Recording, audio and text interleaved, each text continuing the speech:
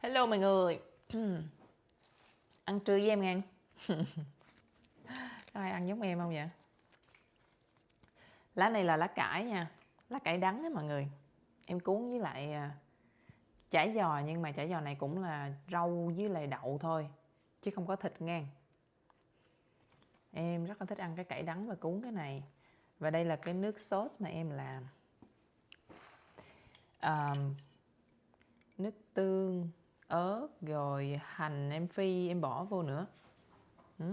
Tỏi. Thơm lắm nha. Xin mời mọi người.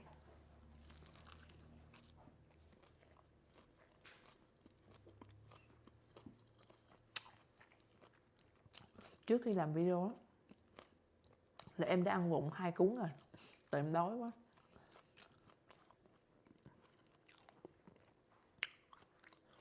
Miếng ớt nè.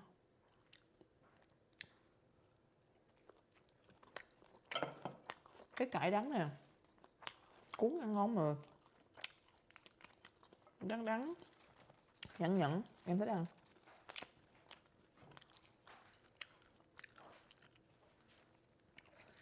Đắng chua cay gì thì hãy về pha với em. Em rất là thích. Uống cà phê em nha, thích uống đắng.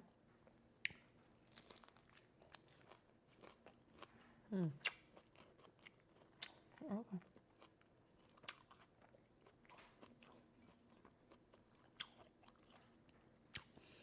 Ăn vậy á, nó healthy được chút xíu.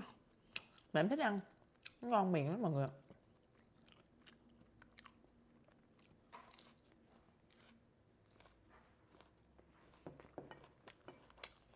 Nó cuốn này rau với đậu thôi, với lại nấm mèo, không có thịt nha.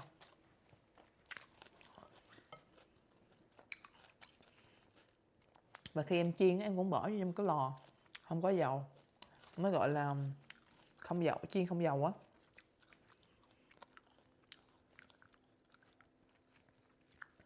Cho nên hôm nay là mình ăn toàn rau. Toàn rau nha.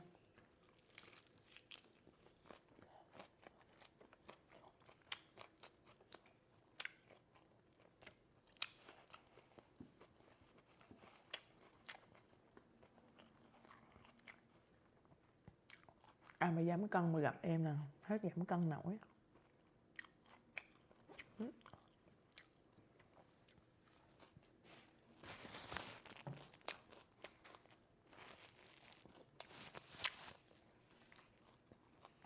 Cái rau này á,